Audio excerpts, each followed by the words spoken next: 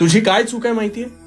तू स्वतःपेक्षा या समाजाला अवास्तव महत्व देतोस आणि कोणतेही पाऊल उचलताना 4 लोक काय म्हणतील ह्याचा निरर्थक विचार करतोस ना?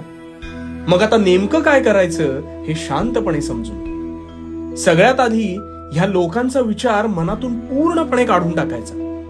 कारण ही लोक, हा समाज हे तुझ्या ताटात भाकरी वाढायला येत नाहीत, ती तुलाच कमवावी लागते.